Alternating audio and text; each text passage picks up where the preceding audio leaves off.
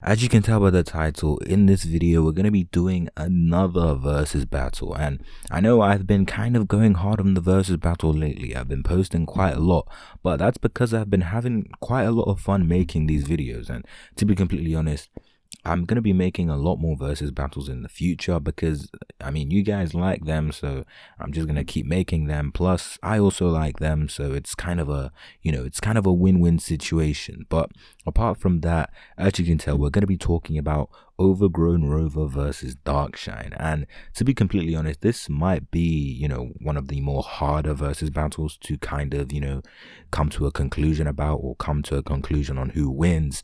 And I feel like you guys might be surprised by the winner, or you guys might not be surprised, or you guys might be surprised about the outcome. I guess the outcome of this fight is not as clear cut as you probably think.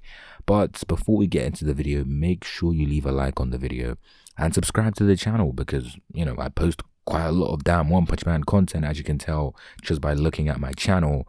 And if you like One Punch Man content, then, I'm just thinking, I think it would be a pretty smart choice to subscribe to the channel. But apart from that, let's just get into the damn video. Now, if you guys are not familiar with how I do my versus battles on the channel, then let me just, run it by you once, of course. Now, how I do the versus battles on this channel is I list their feats, their abilities, and how these abilities will play a part in how they, fight in this battle and who comes to end up winning. Now, of course, this fight is going to be obviously very tough because, first of all, let's just get the elephant out of the room, as they say, and just say, straight off the bat, these both are powerhouses. These both are tanks. Like, Overgrown Rover is a complete tank, and so is Darkshine. But of course, before we start going on a tangent and start ranting, let's first go by Darkshine's abilities. Now, Darkshine obviously has immense strength and speed and all that good stuff, and he also has immense durability, obviously. And I feel like Darkshine could easily be one of the strongest characters in the series, and I'm not even joking. Like, he could be one of the most, I guess, the physically strongest characters in the series. He's definitely top 5 in my opinion, definitely top 3 amongst the S-class heroes, probably number 1 to be completely honest, because I mean, in terms of physical strength, he's pretty freaking strong. But anyway, let's just go over some of his, I guess, his feats. Now, Darkshine has actually faced off against Evil Natural Water. A lot of you guys probably remember this, but I feel like some of you guys might not, and I felt like it would be pretty cool to bring up again because my last video was actually on Evil Natural Water, so you can check that video out if you want to. But I feel like this is a very good showcase on how durable Darkshine is, because I feel like people underestimate just how strong Evil Natural Water's water blasts actually are. I mean, Evil Natural Water could literally pierce through a human's body with one attack, and it's very, very crazy. Even if you have, superhuman durability, Evil Natural Water could probably still harm you. And the fact that Evil Natural Water wasn't able to harm Darkshine just shows just how durable Darkshine is. And I feel like this is a perfect example of why, Darkshine is easily one of the durable characters in the series. I would have loved to see Evil Natural Water, use a water blast on Rover to kind of compare how, Rover deals with Evil Natural Water and Darkshine deals with Evil Natural Water. That would have actually been perfect. But if I was to predict, I would actually say Evil Natural Water probably couldn't penetrate through Rover. I feel like he probably couldn't. I feel like Rover would be too durable. I feel like it would maybe, I guess, kind of scratch Rover. It probably wouldn't penetrate through Rover, definitely not, because we know, Rover was able to tank a punch by Saitama, which still to this day is one of the most impressive feats in the series. Of course, Saitama may not have had killing intent, but despite that, it's still very, very impressive. And to be completely honest, I will give Rover that is a very impressive feat.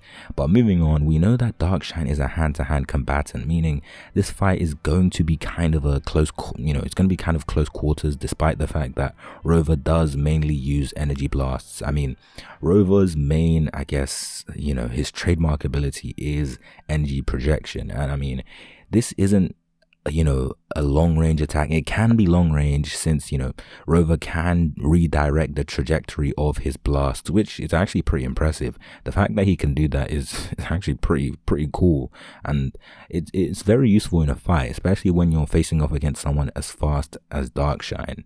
Now, of course, if Rover does use his energy blasts, I feel like it probably wouldn't damage Darkshine, and I feel like if Darkshine was to hit Rover, it probably wouldn't damage Rover either, because as we all know, Rover has crazy durability, stamina, strength, speed, all that good stuff. He is insane.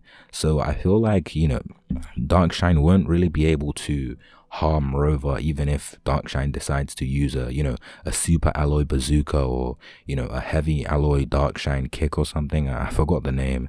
He doesn't have that many moves, but I'm pretty sure the move is called super alloy missile or super alloy bomb, something like that. And I feel like, the fact that these two can't really harm each other is probably the hardest thing about this fight. I mean, it's pretty hard to come to a verdict regardless, due to how durable these guys are. So I feel like if it comes down to a battle of attrition, I feel like the person that would end up winning would it's actually pretty hard to tell, because these guys are both powerhouses. And just looking at Darkshine's hero score, his total is 61, and I mean, that's probably, that's on the higher end of the S-class heroes. I mean, his stamina is 10, his intelligence isn't that good, which brings his score down. His justice is 6, his endurance is 9, his power is 8, his popularity 7, effectiveness 7, fighting ability 9. So he's a pretty strong guy. Like, I mean, Darkshine is very, very fucking strong.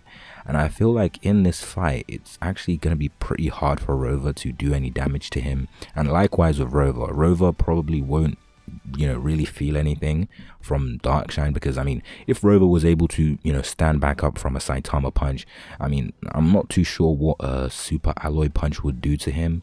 I mean, it depends how many. If Darkshine spams this, I guess Rover could start to build up and start taking some, I guess, chip damage.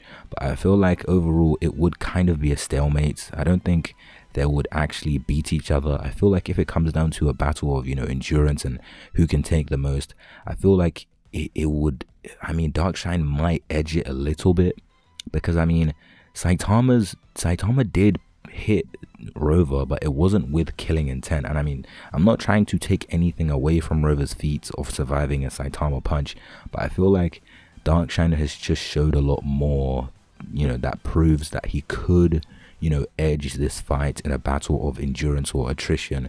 And I mean, in the I guess the simulator, or the Super Genocide simulator, Darkshine was able to beat Carnage mode Kabuto. So I mean, that's also a pretty impressive feat.